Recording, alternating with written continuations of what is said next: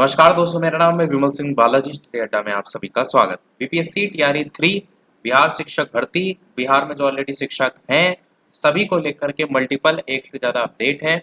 एक एक करके सभी अपडेट की बात करेंगे। सबसे पहले अपडेट, बिहार लोक सेवा आयोग की तरफ से एक नोटिफिकेशन निकाला गया जहां पर सचिव बिहार लोक सेवा आयोग पटना प्रेषक है और यहाँ पर सभी जिला पदाधिकारी को ये लेटर लिखा गया है। ये जो लेटर है इसमें जितने जिले आप यहाँ पर देख पा रहे हैं इन सभी जिलों में परीक्षा केंद्र को बनाने को लेकर के कौन सी परीक्षा, तो हाल ही में जो एकीकृत 70वीं संयुक्त प्रारंभिक प्रतियोगिता परीक्षा है उसके संचालन के लिए आवासन की व्यवस्था कराने के संदर्भ में ये लेटर लिखा गया है। तो जितने भी जिले हैं यहाँ पर आवासन की सुविधा को लेकर के बात की गई है। अब इस लेटर में बाकी सारी जो सुविधाएं हैं उसको लेकर के बात किया गया है कि ये जो परीक्षा है इसमें लगभग 7 से 8 लाख उम्मीदवार जो है उनकी संभावना है। तो इन परीक्षार्थियों के लिए जिला स्तर पर परीक्षा केंद्र की आवश्यकता है। सारी सुविधाएं होनी चाहिए लाइक बेंच, डेस्क, शौचालय, ये सारी चीज़ें, दीवार घड़ी वगैरह। साथ ही आने जाने की सुविधा भी वहाँ पर आसानी से होनी चाहिए। तो ये सारे चेकलिस्ट को क्लियर करता हो ऐसा ही परीक्षा केंद्र को लेकर के बात यहाँ पर की गई है। साथ ही एक शर्त की बात यहाँ पर यह भी की गई है कि परीक्षा में 3 फीट का जो बेंच होगा उस पर मात्र एक अभ्यर्थी परीक्षार्थी और 5 फीट का जो बेंच होगा उस पर मात्र 2 परीक्षार्थी के बैठने की व्यवस्था जो है वो की जाए। आवासन को लेकर के भी वही बताया गया है कि सारी मापदंड जो है उसको फुलफिल्ड करता हो। अब यहाँ पर ध्यान देंगे तो एक तारीख की यहाँ पर जिक्र किया गया है कि ये जो उक्त परीक्षा है वो दिनांक 17/11/2024 इसको आयोजित जो है वो की जानी है। तो यहाँ पर परीक्षा तिथि का भी जिक्र किया गया है 17 नवंबर 2024। बाकी सारी चीज़ें आप देखेंगे तो सुविधाओं को लेकर के ही बात किया गया और लास्ट में एक लिख दिया गया है जो आवासन सूची है वो आप 8 तारीख तक, 8 अक्टूबर तक, 8/10/2024 तक हर हाल में जो है वो उपलब्ध करा दें। आवेदन चल रहे हैं इस फॉर्म को लेकर के, जो भी भरना चाहते हैं। 600 रुपये अनारक्षित के लिए फीस है और आरक्षित के लिए 150 रुपये फीस रखी गई है। अब अगली अपडेट की तरफ बढ़ते हैं। अररिया के 12 जो शिक्षक हैं उनको नोटिस, गलत निवास से लेकर के बने थे बीपीएससी शिक्षक। अररिया से ही न्यूज़ है जिसमें बताया गया है कि जिले के 12 महिला शिक्षिकाओं को गलत तरीके से बिहारी बनकर आरक्षण का लाभ देने के मामले में नोटिस देकर शिक्षा विभाग में जवाब मांगा है। इस आलोक में 12 शिक्षक जो हैं उनके शिक्षक पात्रता परीक्षा का प्राप्तांक 60% से कम होने के कारण उनकी उम्मीदवारी निरस्त करने योग्य है। इस संदर्भ में डीपीओ स्थापना रवि रंजन ने पत्र भी जारी किया है और उन्होंने कहा है कि बिहार लोक सेवा आयोग का जो विज्ञापन संख्या है उसमें जो शैक्षणिक प्रमाण पत्र है उनका सत्यापन कराया जाना है। इस निमित्त निम्न विद्यालय अध्यापकों के शैक्षणिक प्रमाण पत्रों के सत्यापन के क्रम में ये देखा गया कि बिहार लोक सेवा आयोग के निहित प्रावधान के आलोक में विद्यालय अध्यापक के लिए शिक्षक पात्रता की योग्यता पूरी नहीं है। डीपीओ ने भी कहा है कि निहित प्रावधान के आलोक में किसी प्रकार का आरक्षण का लाभ जो है वो केवल और केवल सिर्फ बिहार के जो निवासी हैं उनको ही जो है वो दिया जाएगा। अब बात करते हैं अगली अपडेट की, जो कि है the state of Bihar versus Gaurav Kumar का मामला, जो कि सुप्रीम कोर्ट में, माननीय सुप्रीम कोर्ट में आरक्षण को लेकर के है। इसको लेकर के देखेंगे तो आज भी फाइनल इसकी सुनवाई नहीं हुई है। 26/9/2024 जो आप डेट देख पा रहे हैं, अभी तक इस डेट को अपडेट भी नहीं किया है। ये यहाँ पर जरूर देख पाएंगे कि यहाँ पर 25 तारीख को जो है वो किसी प्रकार की कोई सुनवाई दे, यानी 26 तारीख यानी आज की तारीख में कोई सुनवाई देखने को नहीं मिली है।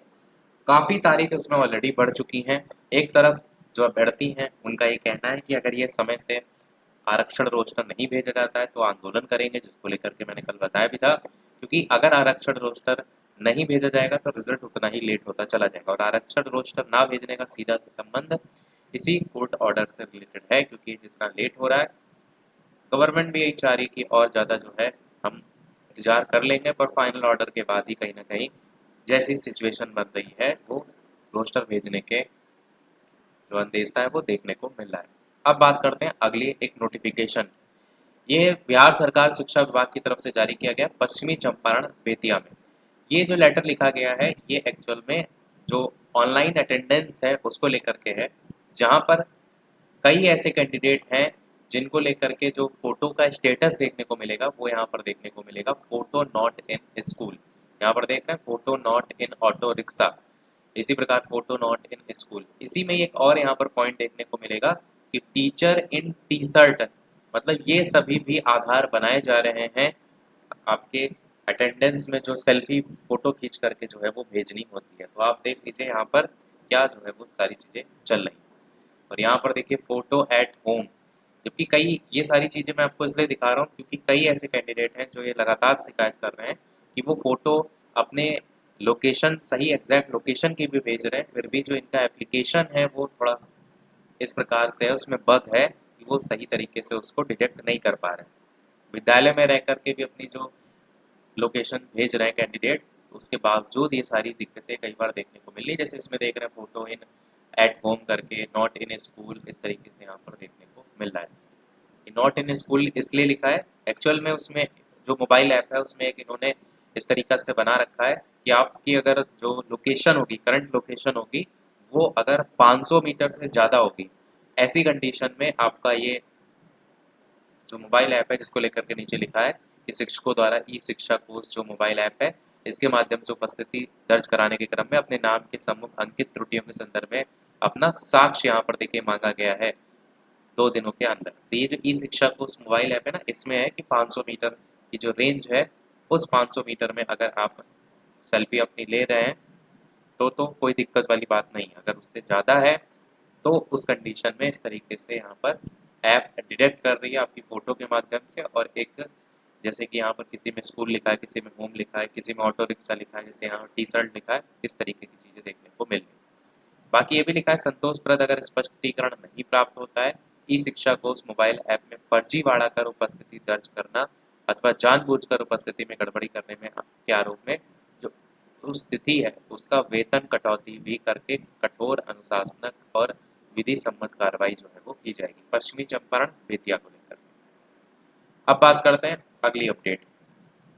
अगली अपडेट एक्चुअल में है वो है अवकाश को लेकर के। दुर्गा पूजा, दिवाली, छठ पूजा, इनकी छुट्टी पहले के वर्षों की भांति बहाल करवाने के लिए कल यानी कि 27 सितंबर को शाम को 5:30 बजे से एक ट्विटर हैंडल यहाँ पर आप देखेंगे, ट्विटर अभियान देखेंगे।